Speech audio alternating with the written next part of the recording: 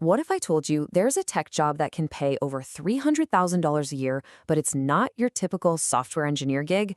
Well, today we're going to pull back the curtain on one of the hottest, most in-demand jobs in this new age of AI.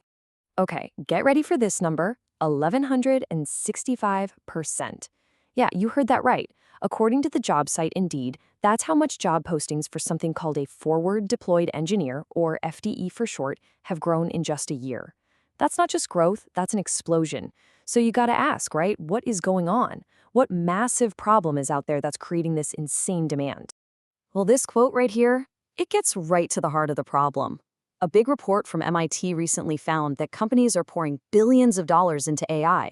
But get this, only a tiny 5% are actually seeing it pay off. Think about it. It's like buying a whole garage full of supercars, but not having anyone who knows how to actually drive them. All that power just sitting there. So that leads to the billion-dollar question, doesn't it? You've got all this incredible, world-changing AI tech on one side, and on the other, you have real companies with real problems that need to be solved now. There's this huge gap between them. So who's the person that actually builds that bridge? Who steps in and makes the AI work in the real world? The answer to that question is the forward deployed engineer. This role is quickly becoming one of the most important jobs in the entire AI industry. It's the missing piece of the puzzle that every company is now scrambling to find. So what in the world is an FDE? The best way to think about them is like this. They're the special forces of the tech world, the Navy SEALs of software. They are elite engineers who get deployed, sent forward, right onto the front lines, inside the client's office. And their mission? It's not just to sit in a corner and write code. Nope, it's to parachute in and solve the client's biggest, ugliest, most complicated problems right there on the ground. And if you look at where these FDEs are most wanted, it makes perfect sense.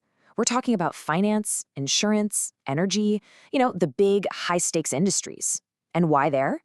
Well, because in those fields, if the tech goes wrong, it's not just a small bug, it's a disaster.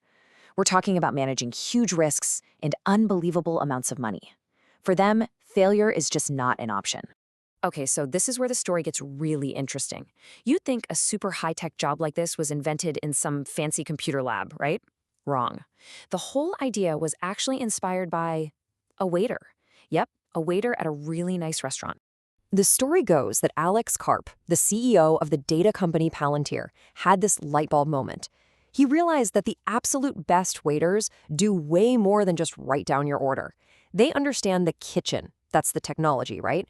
But they also have this incredible sense for the customer that can read your mood, figure out what you'd love to eat, and connect those two worlds perfectly. And this table here just lays it all out. The waiter understands the customer's problem. I'm hungry. I want something delicious. And they know the kitchen's tech, what the chefs can actually make. They're the bridge, right? The FDE, they do the exact same thing. They just swap the hungry customer for a client with a big business problem, and the kitchen for their company's powerful AI platform. I love this phrase. It just nails it. An FDE has the brain of an engineer and the feet of a consultant. It means they have the tech smarts to build anything, but they're not locked away in an office. They're out there, on their feet, walking the floors of the client's business, listening and understanding the messy reality of the situation. And that right there brings us to the biggest difference between an FDE and your traditional software developer. It's not really about who's a better coder. It's about a totally different mindset. An FDE's entire job is to solve problems. Writing code is just one of the tools they use to do it. Let's break this down. Your typical software engineer, or SWE, works at the company's main office. Their goal is to build features for a product. So their main question is always, how do we build this thing? But the FDE is totally different. They're at the client's office. Their goal is to solve a business problem. So they ask a much, much more important question first. What should we build, and why are we building it in the first place? You see the shift? It's about delivering real business results. And that focus on results is everything. Let me give you a real-world example. 70%. So OpenAI, the folks who made ChatGPT, sent their FDEs to work with John Deere, the tractor company. By being right there on the farms, talking to farmers, and seeing the problems firsthand, they helped build an AI system for their sprayers. The result? It cut the amount of pesticide they needed to use by 70%. I mean, that's a huge win that saves money and is better for the environment. So how do they pull off wins like that? Well, their work is like a 5-step mission. Step 1, they're the detective, finding the real problem. Step 2, they're the translator, turning that business problem into a tech plan. Then they become the architect, designing the solution, and the solver, actually building it right there. And they don't just leave. Step 5, they're the firefighter, sticking around to make sure it all runs smoothly. Okay, I know what some of you might be thinking. This sounds awesome, but I wasn't a computer science major. Well, hold on, because this is where it gets really, really cool. This job is perfect for people who didn't come from a traditional tech background. In fact, if you were a non-computer science major, your ability to communicate and understand business, well, that's your most powerful weapon. Think about it. Being able to listen carefully, see the big picture, and explain complicated tech stuff in simple terms, that's the exact skill set of a great FDE. Honestly, learning the code is the easy part. And look, you can even follow a pretty simple roadmap to get there. For the first 3 months or so, just focus on the basics. Learn a little SQL to talk to databases, and some Python, which is what everyone uses for AI. Most importantly, practice turning business problems into technical questions. Then, for the next 3 months, actually build something small that solves a real problem. That's how you prove you can do the job. At the end of the day, being a great FDE really comes down to a few key ideas. First, always focus on the why, not just the how.